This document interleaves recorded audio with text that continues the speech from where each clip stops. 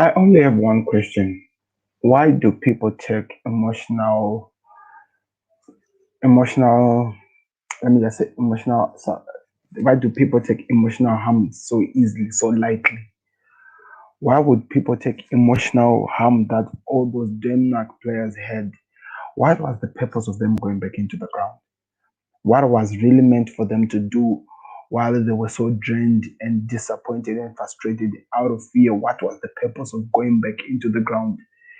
It's not about seeing us that you are a man or show that you prove that you are a man or what. Because we knew what had happened. It did not only affect them, it affected all of us, even the people who don't even support or who don't even follow the national team of Denmark. What was the purpose of them going back into the ground? Hmm.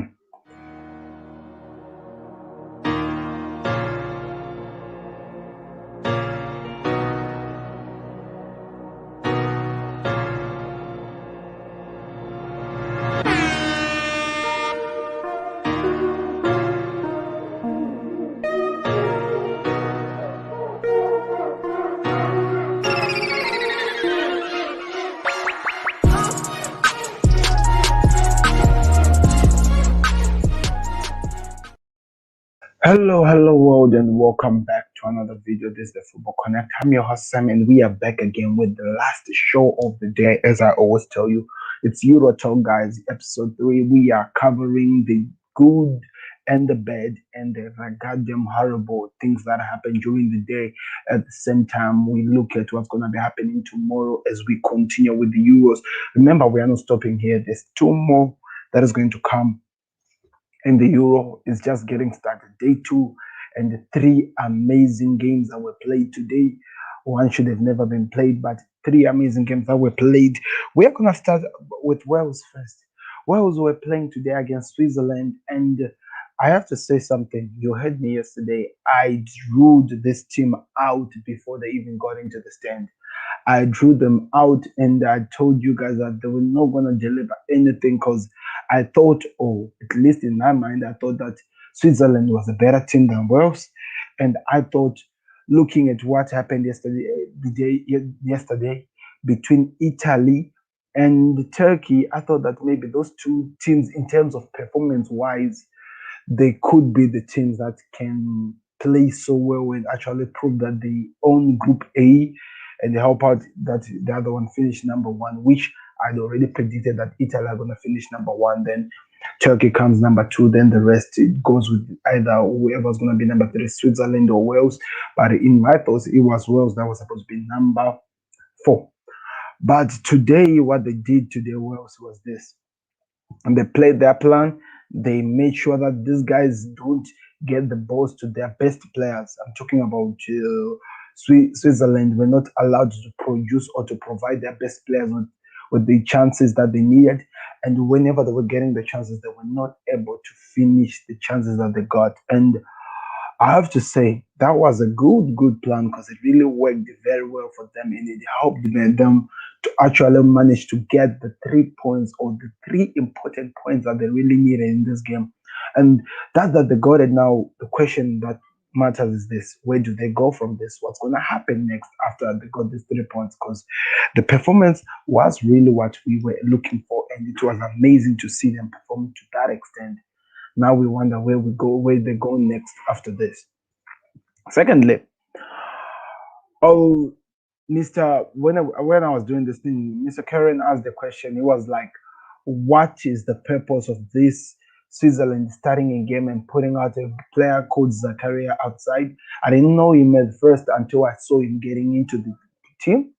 A good player. He showed me that he had something to offer. He has potential. He was playing so well, but he got into the ground a little bit late. And then at that time when he got in, the team was still leading, and they took out Jordan Shakira, which I felt like Shakira didn't really perform to his level best. He was just there, didn't really feel his presence in that team. But anyway, it was to be expected. Things have not been what really going well for him. But anyway, that was really, if we have to summarize this game in a nutshell, that was exactly what was happening. I have to say, what a header, by the way, by Mo. there was a first save, but that the Wales goalkeeper pulled out what from what the Moran was trying to do. Moran was trying to do for Wales, and again he got the second chance, and nothing the goalkeeper could do. And also the goal that was scored Wales as well. It was a header by, is it Mbole? I think it's Mbolo or something like that. I think it's Mbolo or something like that. The player that scored the goal. One thing I did discovered from this game was this: they did not really give each other any respect. They attacked each other. They showed that they were there and hungry to prove that they are also deserving to be in the situation that they're in. They were really, really ready to work so hard to prove to the world that the performance is not a joke. We know what we're here to do, and we are gonna deliver what we say we are gonna deliver. And I have to say, they really did deliver. It was a good game, but I have to say the first half was whack. It was so boring. In fact, I think I was falling asleep on the whole live stream because whenever the game is boring, it affects me. And yeah, I did feel it. But anyway, it got better in the second half. They started opening each other, attacking each other. Wales became better. They were actually the better team, Wales, in the second half than Switzerland, which for me was a shocker, but it was actually the truth. They played so well, they attacked so well, they didn't give any respect to this team, and it was amazing to see. Now that exactly what has happened. So now, what does this mean? Of course, it means that Group A, Italy have what? Oh, let me put this on the screen. I'm just showing. I'm showing something to myself that you guys cannot even see. Let me work to put this on the screen so that we go with that. So, what does this mean if we have to talk real football? Nah, it only simply means one thing, and that one thing is this. That one simple thing is this: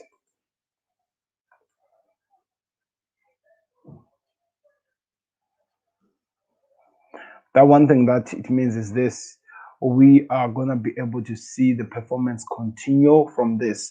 Italy with 3 points, with 3 goals, they are leading. Of course, they were not scored. Wales with 1 goal, and also Switzerland with 1 goal. So it means all of them they have 1 point, and Turkey still has nothing. But Turkey has to play Wales and Switzerland as well, and Italy has to play Wales and Switzerland as well. So Wales and Switzerland. So there's still a chance for Turkey to come back into this game. But as for one of those two, I don't know which one is going to drop down dead in terms of the goals and whatever that's going to happen. It's just a matter of time before we see that. Now, group, before I go there, let me go to the results so that I show you all the results before we even go far. So, of course, like I told you, the first game, Italy and Turkey, Italy won. We got Switzerland versus Wales, finished 1-1, and that was from Group A. Then we had Finland beating Denmark by 1 goal to 0 in a game that I felt like it shouldn't have continued, but I don't know why they continued the game. Then we had Belgium and the Lukaku Masterclass humbling Russia. I have to say they were really humbled.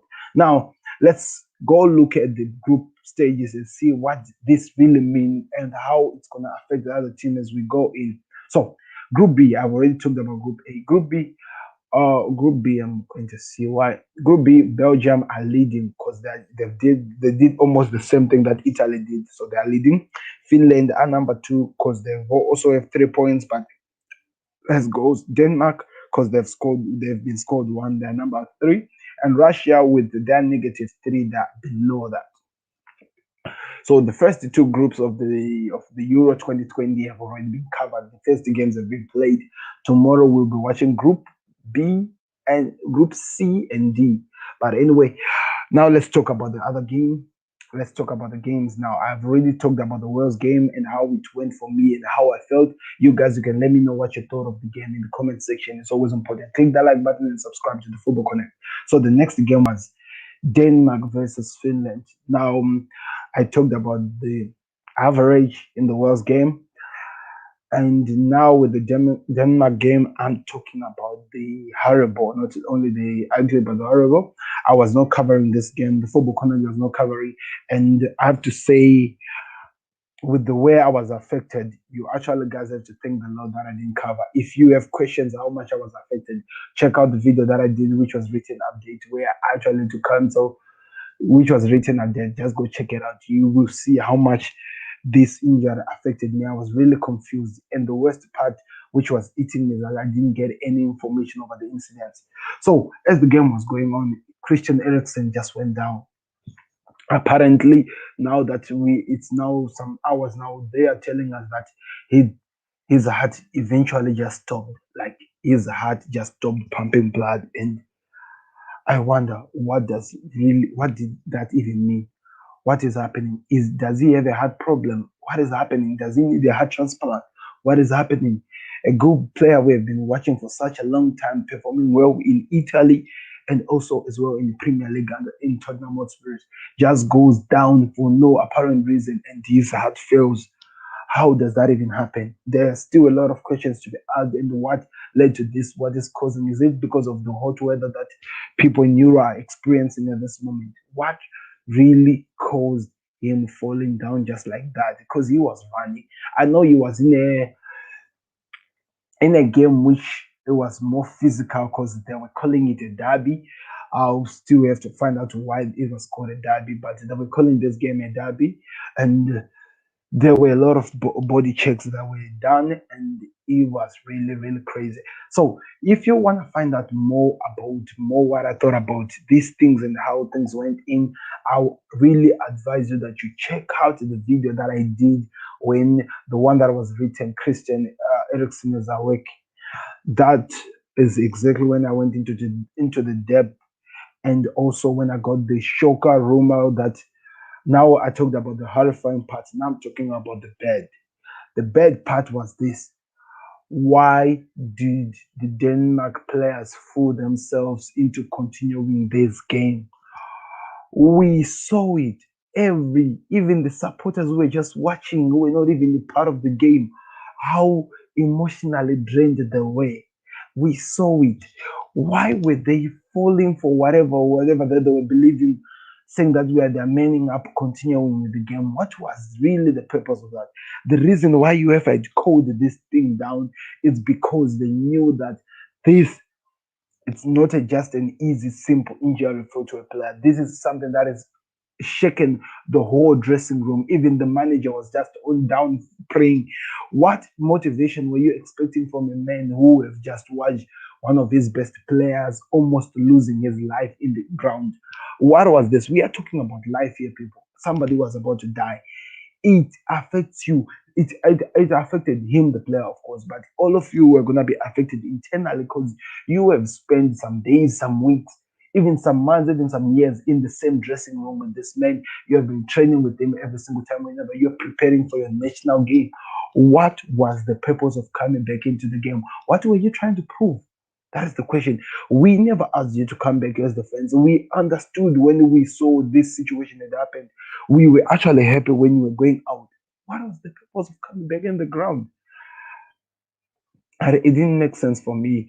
And I felt like Denmark, where the I think where they really did dig their own grave in this game. A fixture that I thought maybe if they had played while they were okay, whether like maybe in a fresh new day when their mind is off what had happened, they were gonna play at least better than what they did today. But no, they had to continue with the game, and they lost by 1 goal to 0. I didn't even watch the game, the remainder of the game.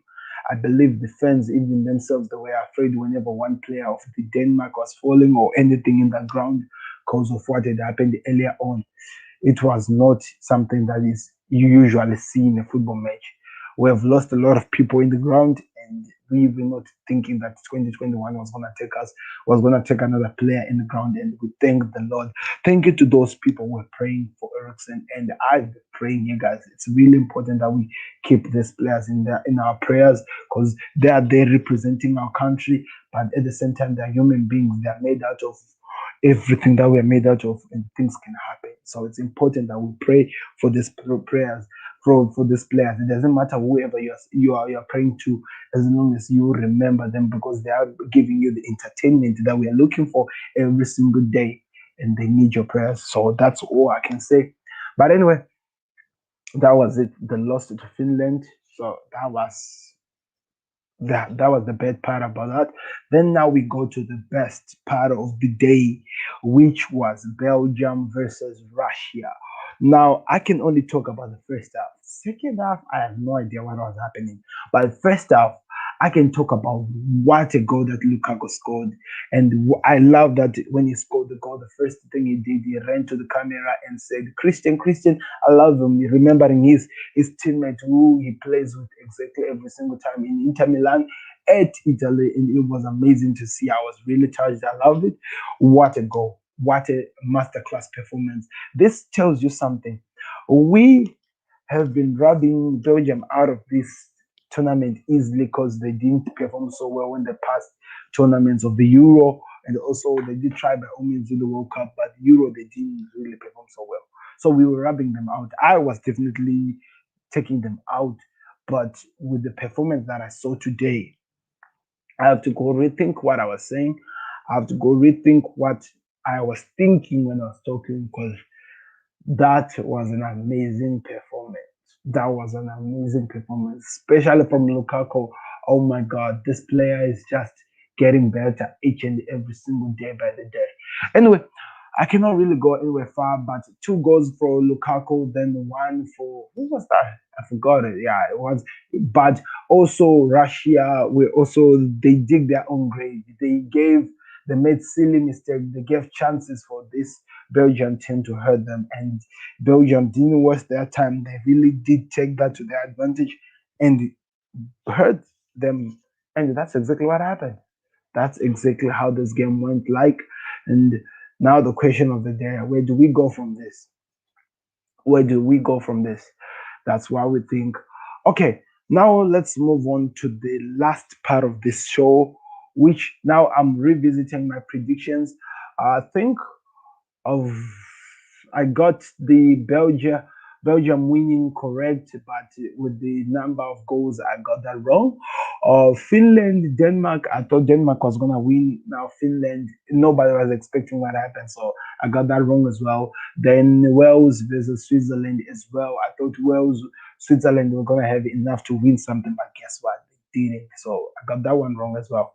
Imagine I got a lot of things wrong today, but anyway, we will definitely see what happens tomorrow because now we shift all our things to focus on what's going to be happening tomorrow because the Euro is not yet over, people, and we keep continuing, and I just love it. Euro Talk will always be there. This is our episode 3. We continue until day 30. I'm really curious to see what would have happened when we reach day 30 because when we reach day 30, when we look at the days looking from then, it'll be very, very close to the Football Connect. It's one day birthday. So you guys have to make it special for us. I just hope and pray. Anyway, I'm just saying what I think. Anyway, let's move on. Tomorrow's games. We got some interesting fixtures to come. And it's Group C and D. That's where we're going to be focusing on because there are 3 games that are going to be played. And like you guys, I have no idea which games are that they're going to be played tomorrow. I'm about to find out as well. So, oh, this is results. I need the fixtures. Sorry for that. So fixtures, we go down. So of course, the first game it's at Wembley. England versus Croatia. That is a big, big game. Then we do have North Australia versus North Macedonia. Then we have Netherlands versus Ukraine. That is the last game of the day. And of course, if things goes well, the game that I'm gonna be covering is England and the Netherlands game. The Australia and North Macedonia, it'll be done like what I did the Belgium, the Ireland and Denmark game as well. That's the only thing I can do. I can't wait for this. Now the interesting part is the predictions. The best I can only hope for is maybe a 2-2 draw for these guys because Croatia is now full of players who are meant to be retiring now, but they're still so good. England has this young blooded team and with a little experience of the likes of Jordan Anderson and the likes. And I want England to just turn up and win this game, but I don't see it, man. I don't see it. In fact, I want, if it was possible, I want them to at least draw or maybe lose because I don't want them to face the biggest threat. Oh, I think I need them to win now, because whatever we do, we're still gonna be facing group of death, the players that comes out from. So I want them to win. Then we have Australia versus North Macedonia. I think Australia are gonna be so big for this team. So I see them winning by 2 goals. Yeah, let me say by 2 goals to 1. Then there's Netherlands versus Ukraine, and for me, Netherlands 3, Ukraine 1. Those are my predictions, guys. You can let me know if I go wrong somehow, somewhere, and we will try by all means to sort things out. I'm just joking. We'll see what happens anyway. But I want to cross-check something. I feel like there was a twisted of games here. Something happened here. Anyway, oh yeah. So why are they starting the England game? Why are they starting with Group D first before Group C? Does not even make sense. I'm not going to ask a lot of questions. But anyway, thank you very much for watching. This has been the Football Connect. I've been your host, Sam, and we have been talking on the Euro Talk episode 3. We continue until the last day. What did you think about this day? Which game made your day? Of course, mine, of course, you know, it is the last game that was played. And which game will I never forget? Of course, is the Denmark-Finland game. I'll never forget it, even though I didn't watch the rest of the game. I'll never forget it because of the incident that happened to one of my favorite players. So that's all I can say. Lukaku, he is a challenger of the golden boots. That's what he is just proven to us today. Let me know what you think in the comment section. Click that like button, subscribe to the connect. Let me know what you're expecting to see tomorrow. Send me here, and I am signing out. Goodbye. Beats the goalkeeper. You're just lost for words. He is just brilliant. Georgie Best, Diego Maradona, Johan Cruyff.